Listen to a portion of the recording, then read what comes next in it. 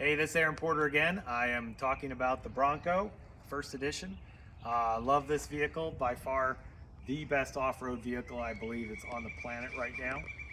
Now, everybody from Wrangler to FJ and other enthusiasts are going to say differently, but I've owned them all.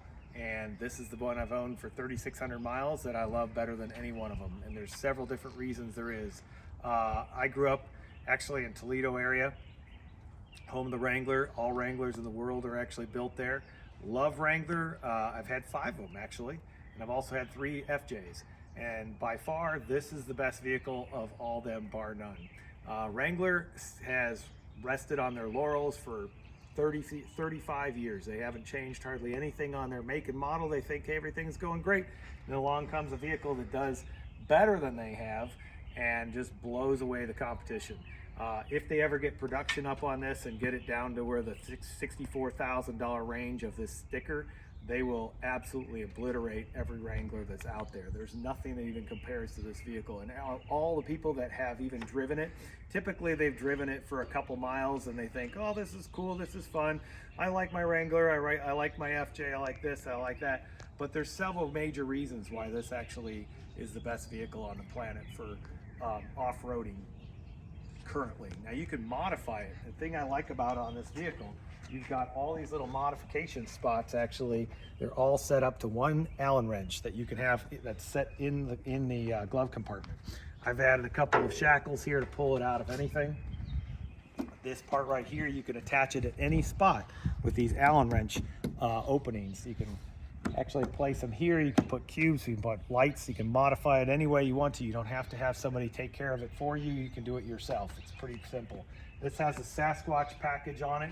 And again, Wranglers, they have leaf springs and they have solid axles, and it sounds great until you're out riding it around in the regular streets and hitting every bump and feeling everything through it. It rides okay, but the steering's pretty mediocre. Everything that I've driven that has been a Wrangler hasn't really worked the way I wanted it to. You know, you have breakdowns on the engine. They're not as reliable. Ford seems to have a better engine. So I'd say that the Ford is somewhere between reliability of Toyota and Wrangler. All kinds of Wrangler owners that I know, their transmissions are blowing out by 60,000 miles or after warranty, they're gone. You know, the FJs run forever, but it's an older vehicle and it has a lot of technology missing from it that these newer vehicles have. So I want to have CarPlay. This has CarPlay. It also has 12-inch screen. One of the most amazing things about this that cuts down road noise is if you watch the window, it pops back up actually and seals that crack between the window and the upper part of the body. And what that does is cut down a huge amount of wind noise when you're driving the car. So it can be a daily driver. You can go anywhere with this thing. You can go off-road, you can go on-road. One of the fails I think they had was on here, they have this little net here. I don't know if that's very useful. I think it'd be better to have a slight, maybe it's just styling that they decided to do that. There are some modifications online though, you can actually make that differently. The other thing I wish it had was on the panels that are at the top, I wish they actually had a glass option where you could actually have a sunroof portion that you could tint and it would look really good. That would let more light into it. But again, this vehicle is built tough. It's got great knobby tires. The tires run fantastic. I drive it at 75, 80 miles an hour. Very comfortable ride with the vehicle, very controlled. No problems with wobbling all over. Most of the Wranglers I've had have to have specific setup in the front aftermarket after you lift them a couple inches, and they ride like they're all over the road. You just have to constantly have your hands on them. Now maybe that's some modifications that I've seen from different Wranglers from different companies, but a few of them actually run really well, but a lot of times they're all over the road. You got to hold on to them. I've seen people that have had problems with them staying on the road and running them off the road and everything else. So anyway, the back is great. It pops up, pops open, holds open actually with this. This thing seems very stable, very reliable. You pop this up. Again, you have places you can screw in different things. I actually have bags here that I've attached. The back section actually disconnects by having these two things pop off. One of them is a hose actually, and also this is the electrical portion to the top. You just take these and unscrew them using that bolt and socket setup that you have in the front. Right now I have containers that carry stuff. The other thing is, it has lots of space back here. I can put all my off-road stuff inside here. Actually, if I wish, you can fold those flat. You have a small space here. It also has a small trunk, so you can put things down inside there actually. So I have right here my soft shackles for off-roading. Everything I want to have, I can pack right into the back of this thing, and it's solid. Very well built. The smoothness on this vehicle is fantastic. Very similar to the ride quality of an FJ, but again, with the technology of something that's much better than that when you're actually driving around this vehicle. I'll show you when you hop in the back here. I'll show you a little bit about how the technology's changed on this. But turn it on. For one, it has an amazing graphics that pops up here, which is pretty cool. You got a 12-inch screen. Again, takes a few seconds to load up, but it has CarPlay. It hooks in, as well as regular navigation. So if you're off-road and you don't have CarPlay or you don't have any internet, you can hook up here. Actually hook up CarPlay. Loads up very quickly.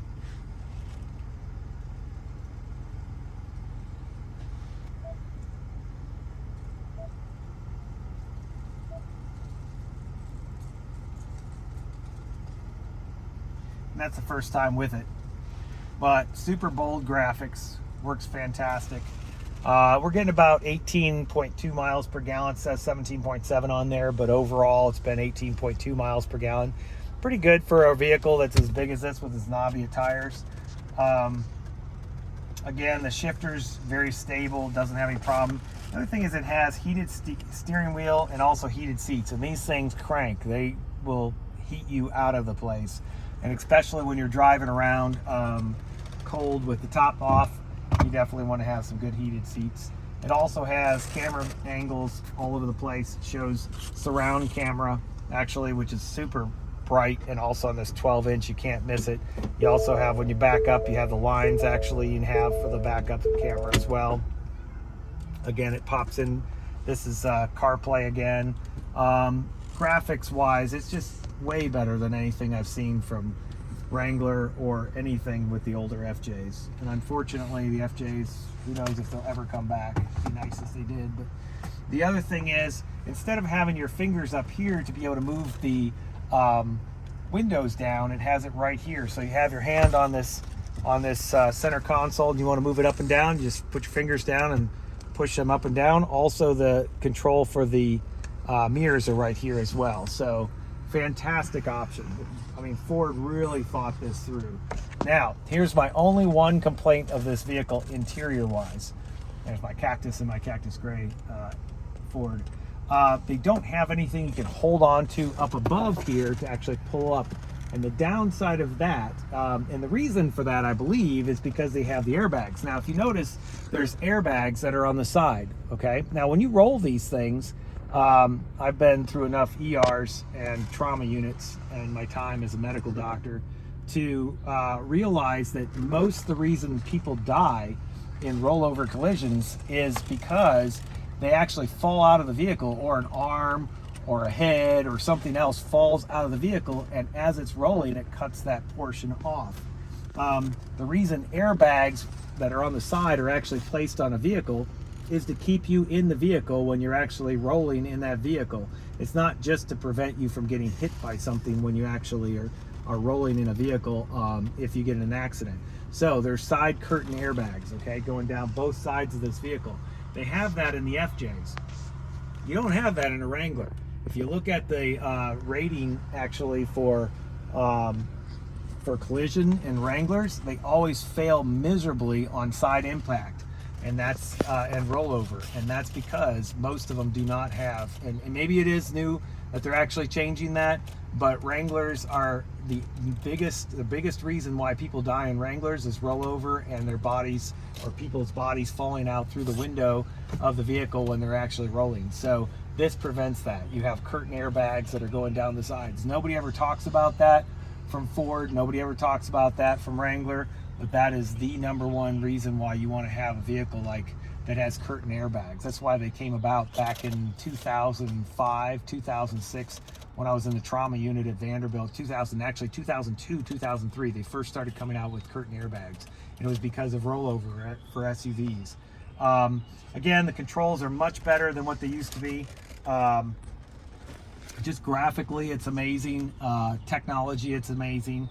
Everybody can talk about the GOAT modes on whatever other stuff. All I know is that you want to go somewhere, you can pretty much do it with this. You got locking differential here, front and back. You also have sharp turn, which is, if you want to call it that. What it does on this button right here, it actually, when you turn a corner, if you want to lock the back wheel on the inside turn corner, it will lock that wheel, and now you can basically turn, instead of like this, you can turn like this and go straight back.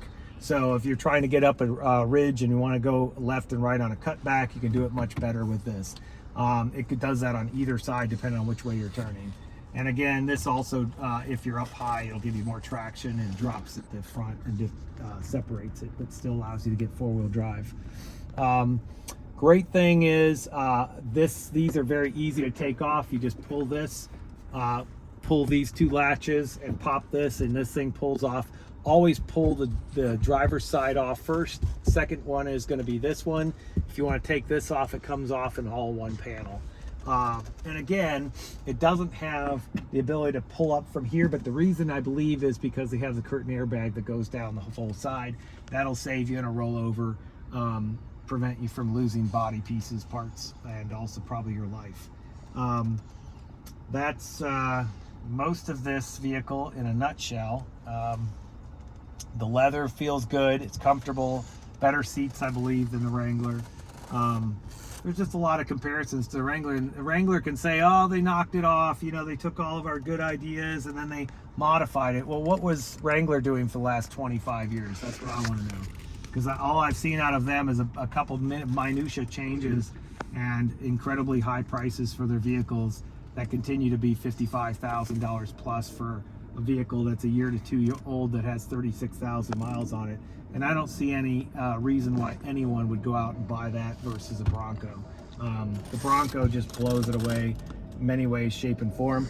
And believe me, I love the FJ, but the FJs are getting up there into the 30 to 40 range for anything that's not beat up and worn out. And you're still not going to get the technology that you're going to get with this, nor the quality of ride. And like I said, I think Ford is somewhere between Wranglers and FJs as far as reliability.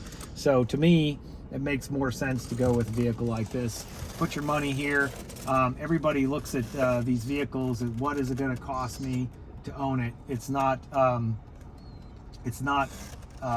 really the best way to think about it. It's like, the best way to think about actually ownership is, one, how much is it going to break down? Number two, how much is it going to depreciate? And number three is what the cost up front that I'm going to get back, hopefully in the fun factor with this vehicle. And I think there's much more fun factor than any other vehicle out on the road. There's just nothing like it. You drive around. Let's hop outside for a second.